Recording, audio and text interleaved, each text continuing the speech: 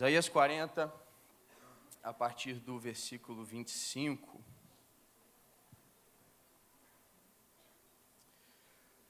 A gente vai ler 3 versículos, vai ser rápido, tá?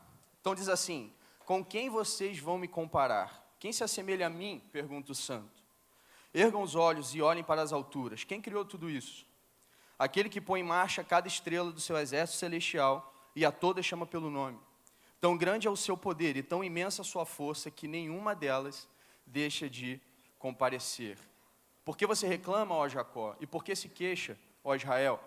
O Senhor não se interessa pela minha situação. O meu Deus não considera a minha causa. Termina aí. E basicamente foi isso que eu orei para Deus depois da gente ser eliminado para a Bélgica. Eu falei: Deus, você não viu o que a gente sofreu 4 anos atrás? Que história é essa, cara? A gente toma de 7-1.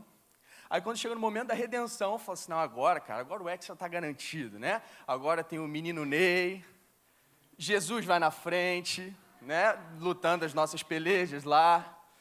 Tava tudo pronto, cara, e a gente perdeu, e eu falei assim: Deus, você existe.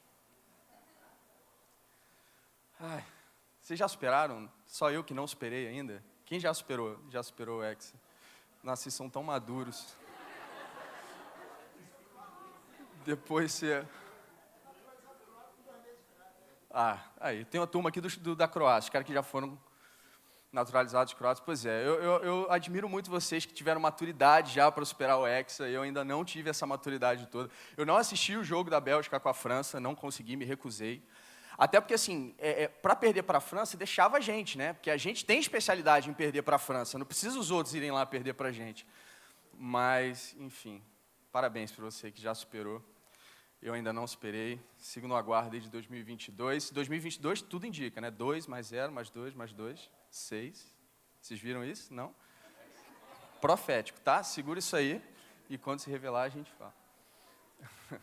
Mas, cara, na verdade, essa brincadeira do Hexa eu acho que é só uma ilustração, porque passou o Hexa, passou a Copa, né? Na verdade, estava todo mundo brincando, estava todo mundo feliz, estava todo mundo assistindo. Você ligava o jornal, falavam do Neymar. Você ligava o outro jornal, também era o Neymar. Você ligava o terceiro jornal, também era o Neymar.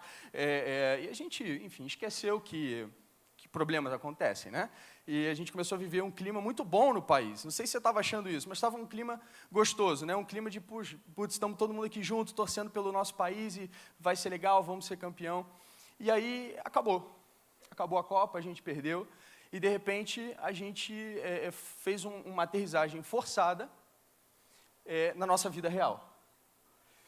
E aí a gente lembrou que a máquina de lavar quebrou, e que você não estava nem aí, porque você só usava a camisa do Brasil, então na verdade você só precisava lavar a camisa do Brasil, o resto das roupas não importavam mais. Ou você lembrou que enfim, o seu chefe na verdade é uma mala. Ele não estava uma mala, porque ele estava torcendo também por você, mas ele de fato é uma mala e ele voltou ao estado mala dele. Ou seus filhos voltaram a desobedecer. Na verdade, eles estavam tão obedientes porque eles queriam um álbum, né, de figurinha, as figurinhas, então eles estavam fazendo tudo para te agradar, para você comprar as figurinhas para eles, e agora passou, agora acabou a graça, e eles voltaram ao estado normal. Enfim, a gente voltou para a nossa vida, a gente voltou para a nossa rotina. E para muitos essa rotina não é a melhor rotina do mundo. Para muitos essa rotina é recheada por frustrações, é recheada por coisas que você olha e você fala assim: cara, eu faria diferente. Deus, se fosse eu escrevendo a minha história, a essa altura já teria muita coisa diferente. Coisas que talvez tenham te causado dor ou venham te causando dor, coisas que venham te causando dúvida. E aí o que eu queria falar hoje é, cara, o que a gente faz enquanto o Hexa não vem? E era para aparecer junto o que eu falei. Aí, o que a gente faz enquanto o Hexa não vem?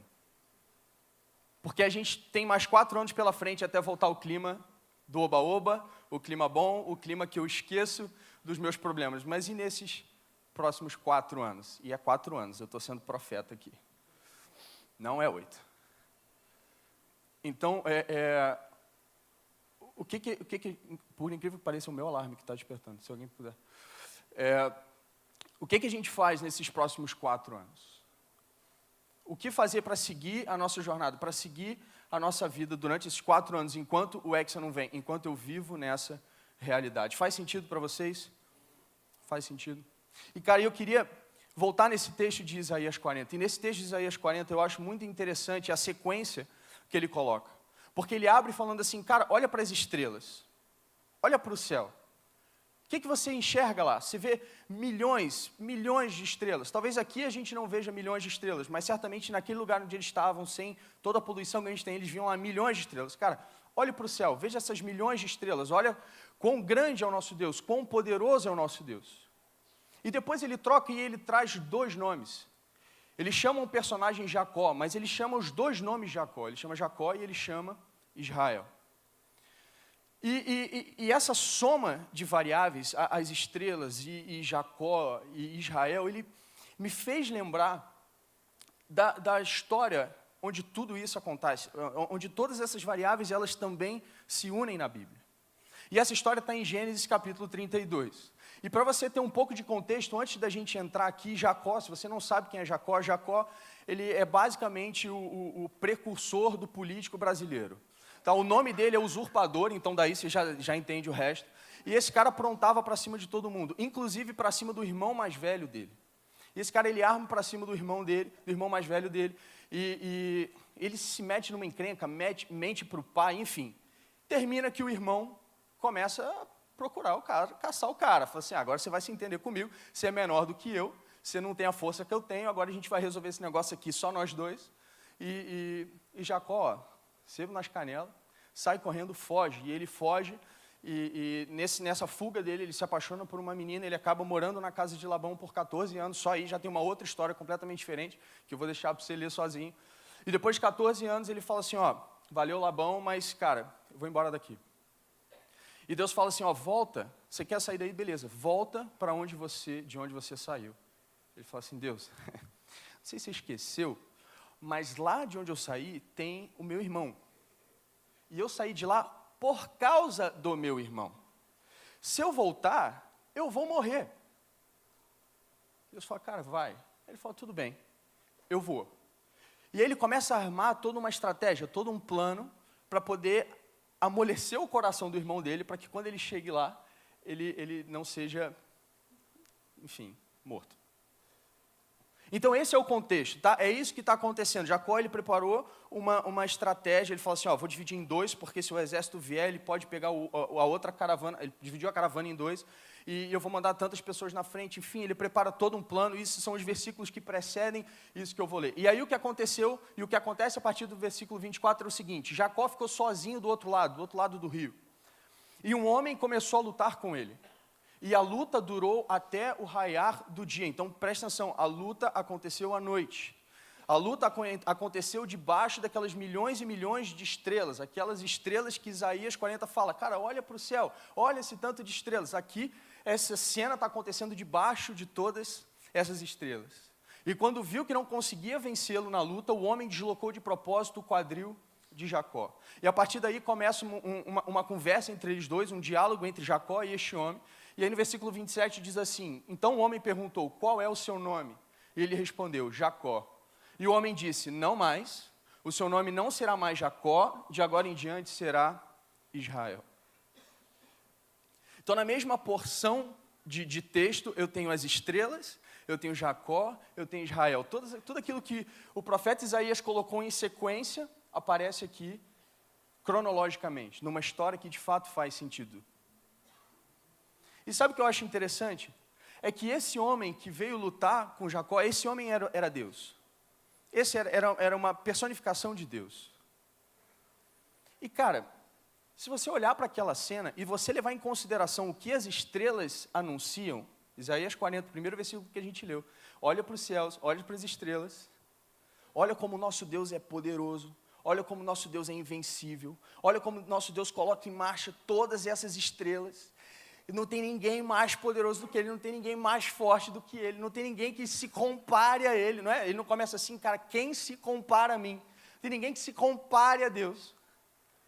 E você olha para o céu e está vendo aquele monte de estrelas e caramba, Deus é incrível, Deus é muito grande.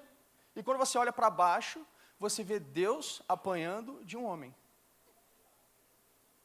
Não parecem duas coisas paradoxais? Não parece que... calma aí, deixa eu entender. Ou as estrelas estão erradas, né? Ou Jacó é o quê? Outro Deus, né? Mais forte do que ele. Então, assim, parecem duas coisas paradoxais. Parece que não faz sentido. E sabe, quando eu estava lendo isso, eu falei, cara, imagina se Deus ele tivesse vindo até Jacó. E Deus tivesse escolhido se relacionar com Jacó da forma como aquelas estrelas estavam falando.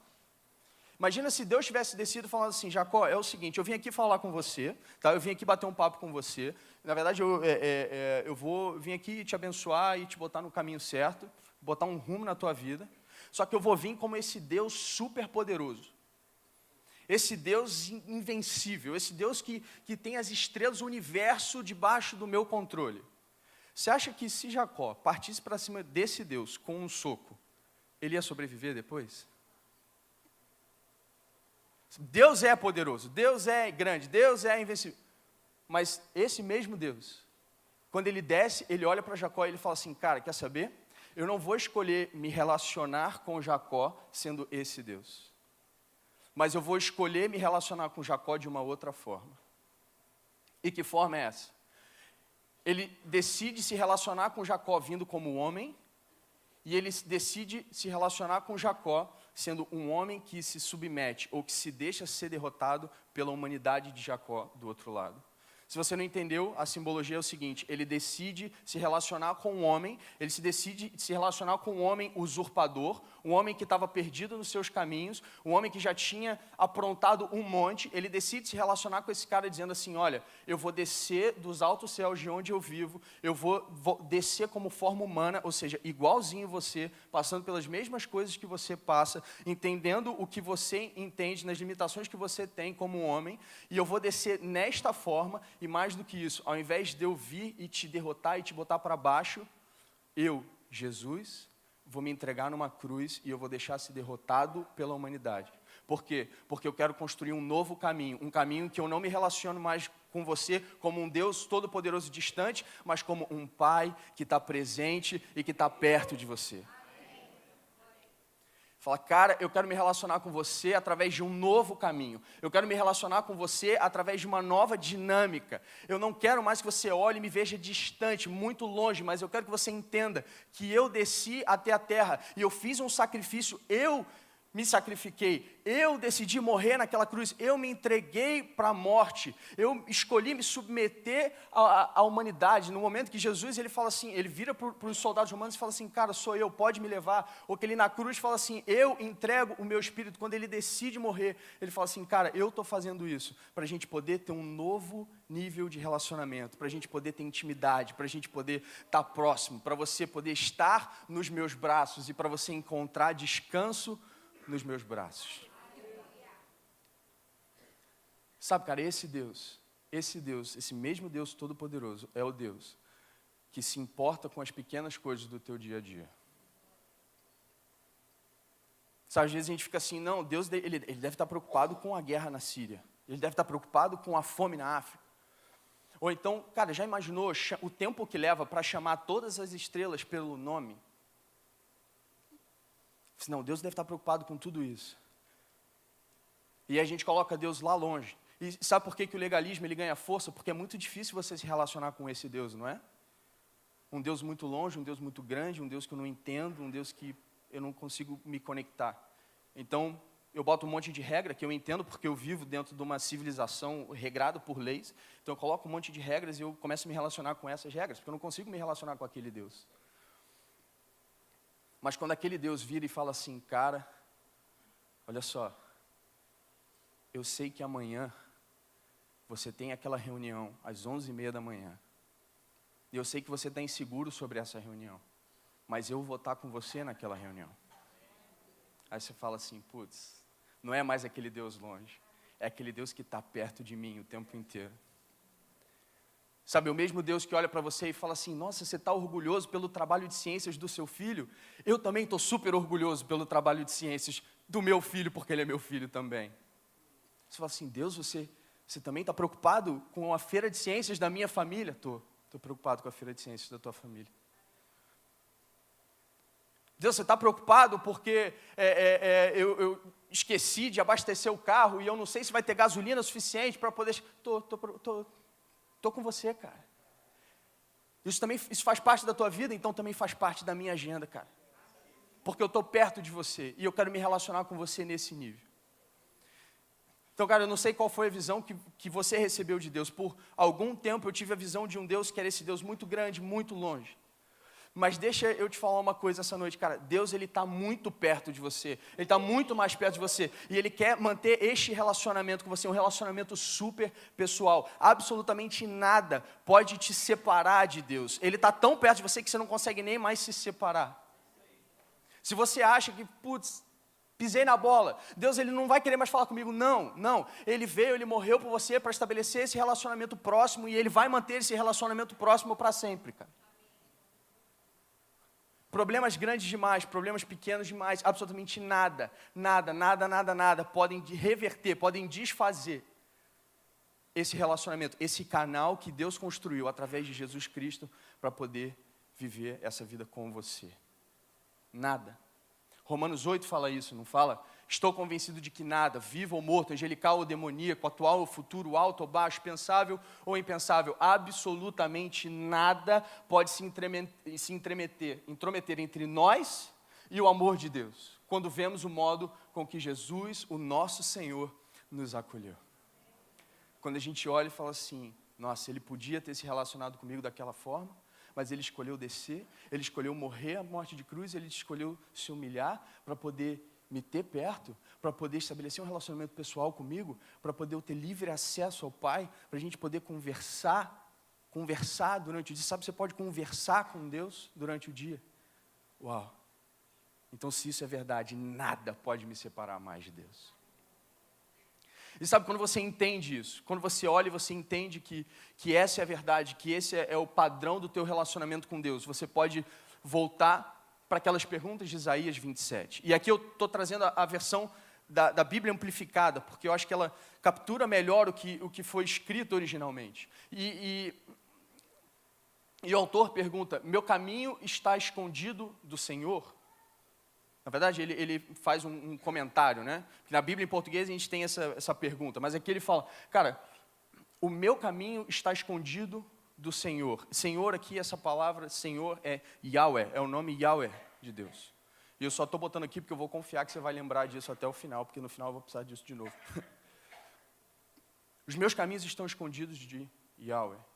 E o Senhor, Ele não tem conhecimento da justiça que me é devida. Elohim não tem conhecimento da justiça que me é devida. Calma aí. Se Deus está comigo o tempo inteiro, como é que os meus caminhos estão escondidos dele? Ele anda os meus caminhos comigo, não é verdade? Você começa a olhar para as perguntas e fala assim, eu acho que Deus esqueceu de mim. Não, calma aí. Deus está próximo de mim, então Ele anda comigo, então Ele não se esqueceu de mim. Posso continuar andando. E a justiça que me é devida escapa ao conhecimento de Deus. Calma aí, Deus está comigo todo minuto, todo segundo. Será que Ele vai deixar passar alguma coisa? Será que em algum momento... cara, foi a hora que eu fui ao banheiro, não foi? Que vocês falaram sobre isso? Poxa vida. Não tem. Ele está comigo o tempo inteiro. Então, quando a gente pega essa noção do relacionamento com Deus e a gente começa a olhar para essas perguntas, a gente fala assim, cara, calma aí. O meu caminho está escondido do Senhor? A minha justiça, que é devida, está fora do conhecimento dele? Não. Eu tenho um relacionamento próximo com Deus. E eu sei que os meus caminhos são Ele que guia e a minha justiça está nas mãos dele. E sabe o que eu queria te mostrar? Isaías 40, ele começa falando sobre as estrelas, né? No dia 16 de janeiro desse ano, eu tive a oportunidade de visitar o deserto do Atacama. Alguém já foi ao deserto do Atacama, só por curiosidade? Tem 2 pessoas ali atrás, só me dando moral, porque na verdade eu sei que eles não foram, eles só estão me ajudando. Mas obrigado pela ajuda. Cara, se você não foi, fica no Chile, na vizinhança do Brasil, e eu realmente recomendo você que faça. E, cara, eu entendo que a economia do país não está no melhor momento, eu entendo que uma viagem internacional, infelizmente, hoje, né? Não está acessível para todo mundo. Mas, cara, eu queria declarar que dinheiro, ele não vai limitar a forma como você aproveita a tua vida. Você acredita nisso?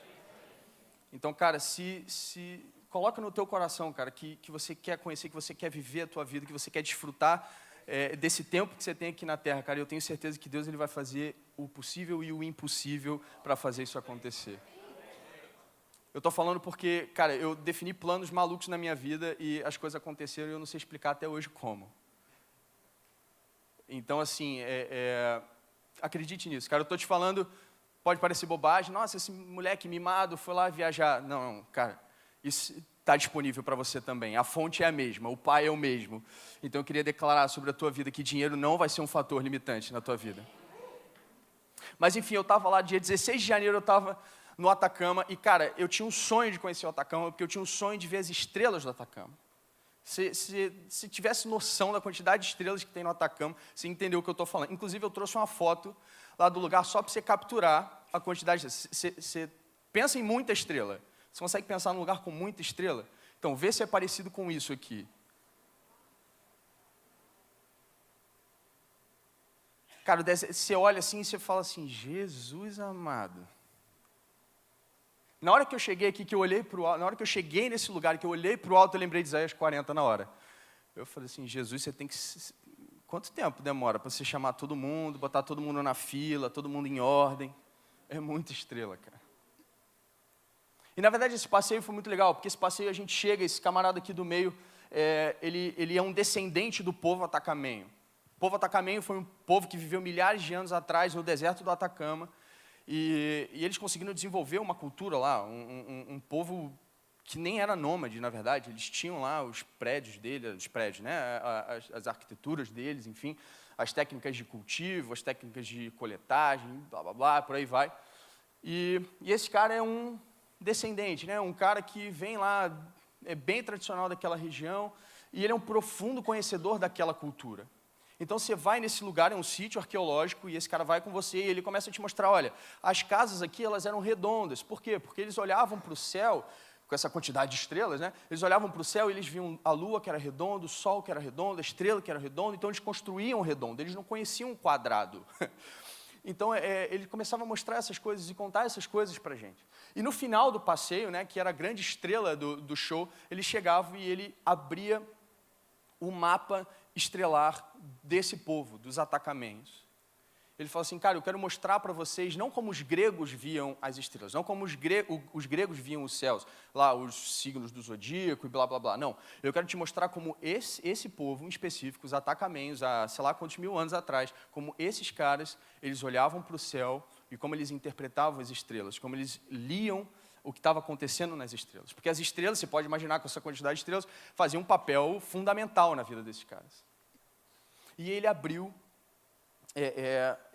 na verdade, um couro de lhama que tinha desenhado, ele abriu assim no chão, e ele falou assim, olha, nesse momento vocês só vão ver uma parte desse mapa estelar, é a parte que estava lá na esquerda, esse outro lado aqui vocês não vão conseguir observar. Hoje, então, eu não vou falar sobre ele, eu só vou falar dessa parte. E, na verdade, eu trouxe aqui, não é o que ele mostrou, mas eu trouxe um esquemático daquilo só para vocês entenderem o que ele mostrou aquele dia. Então, vocês conseguem ver essa mancha branca aqui, que tem aqui no meio? Isso, na verdade, é a Via Láctea. Então, de lá você consegue ver a Via Láctea cruzando os céus, né? E os atacamentos, o que eles viam era uma grande história sendo contada nessa Via Láctea, tá? Então, aquela luz, na verdade, é isso aqui. Essa faixa branca aqui. E o que ele mostrou para a gente fica da Cruz do Sul aqui para a esquerda, e essa parte aqui para a direita eu não sei te explicar, porque ele não me explicou também. Então, eu só sei da parte de lá, e é o que vocês vão saber também.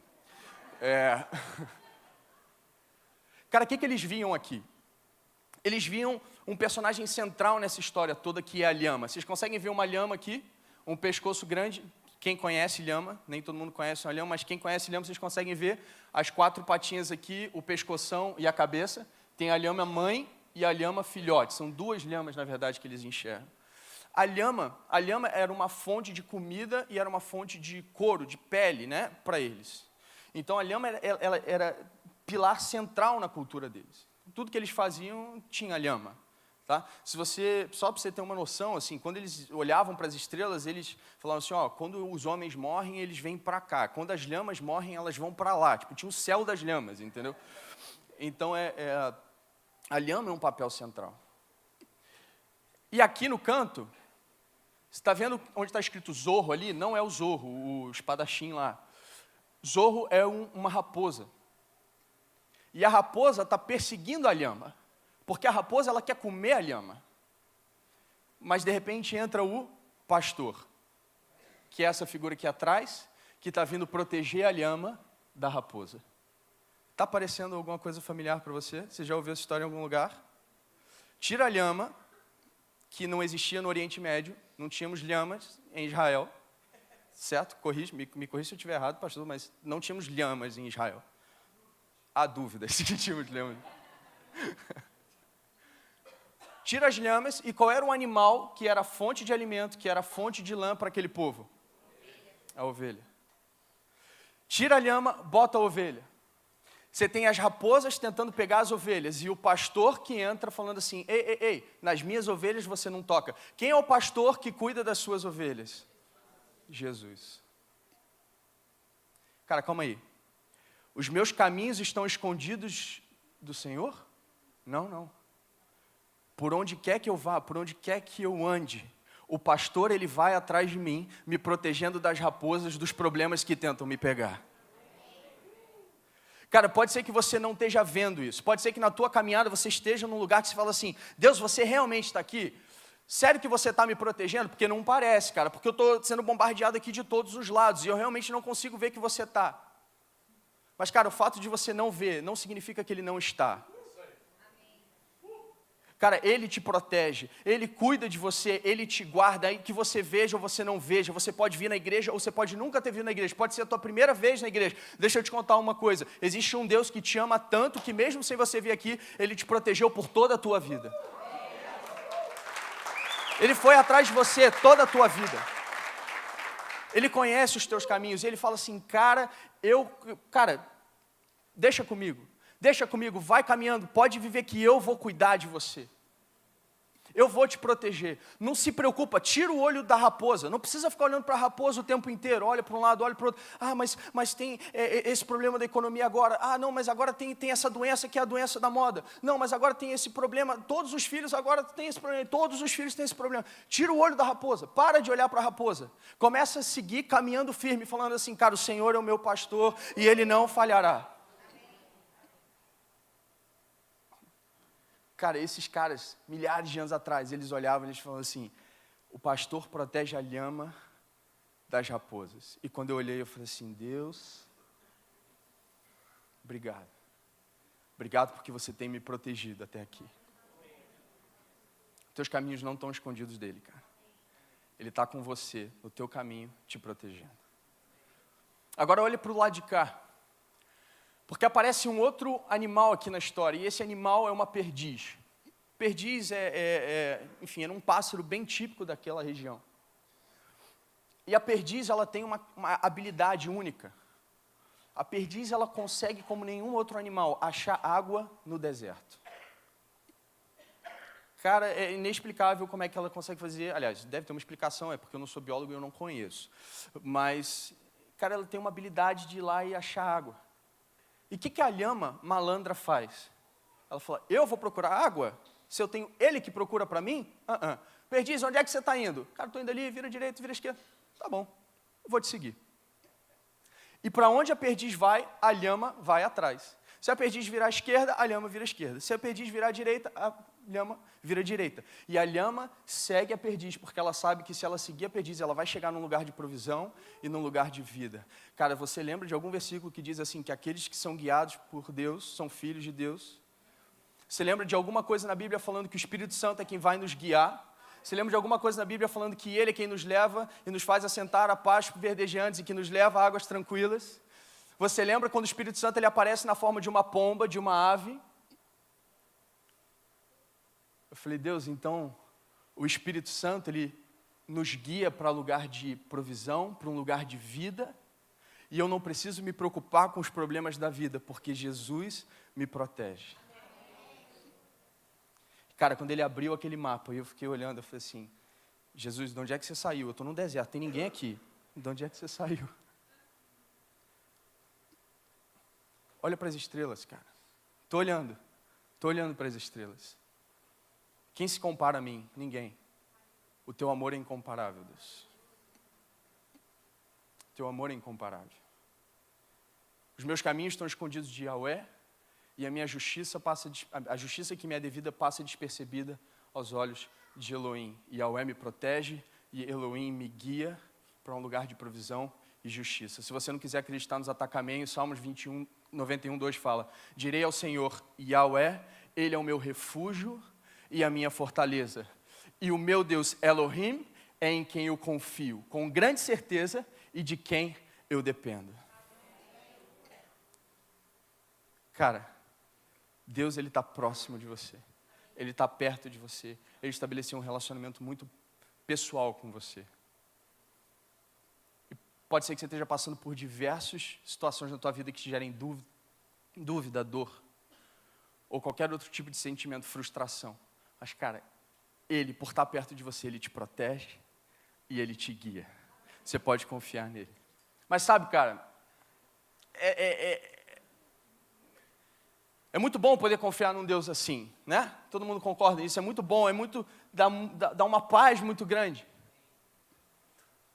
Só que faltam mais 4 anos para o Hexa. Você achou que eu tinha esquecido do Hexa, né? Era só a introdução. E hoje é muito bom eu saber disso. Hoje é muito importante eu saber disso. Hoje eu consigo me agarrar e eu consigo ter força para seguir nessa revelação. Mas eu ainda tenho 4 anos pela frente. Ou então, se você parar para olhar, você fala assim, eu estou desde 2002 na busca do Hexa. Já tem 16 anos que eu estou correndo atrás do Hexa. E agora faltam mais 4. Sabe, essa revelação era ótima, 16 anos atrás. Tudo que você falou, eu acreditava. Eu daria minha vida por essa revelação, há 16 anos atrás. Só que quando você passa 16 anos encarando o mesmo problema, você começa a falar assim, é verdade? Eu não sei, pode ser só eu. Não sei se isso faz sentido para você. Mas tem vezes que a gente começa a passar por um problema, e o problema vai ficando, e o problema vai ficando, e você vem aqui domingo e você faz declaração, não, porque eu vejo que já vai mudar, e você sai, cara, cheio de energia para casa, e é ótimo. E aí vai vindo a conferência, e você fala assim, cara, eu vou nessa conferência porque eu acredito, e vai ser um momento marcante na minha vida, e aí não acontece a virada. E tem 2 conferências, 3 conferências, 4 conferências, sei lá. E aí o que você faz enquanto o Hexa não vem?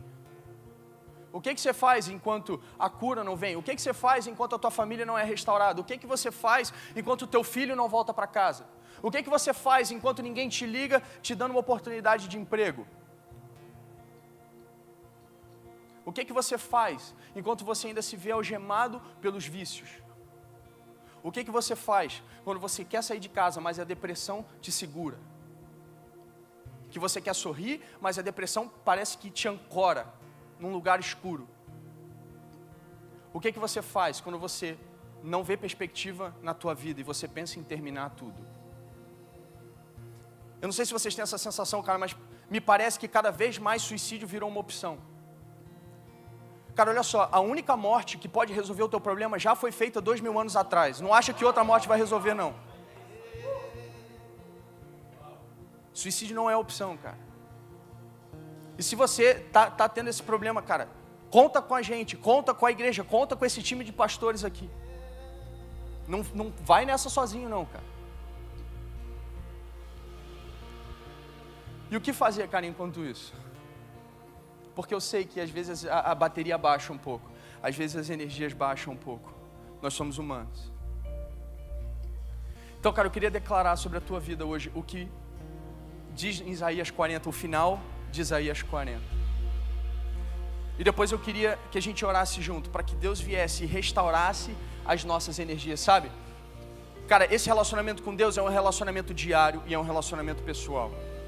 Aquela lhama, à medida que ela vai seguindo, ela tem que manter os olhos firmes no que a perdiz está fazendo, para onde a perdiz está indo.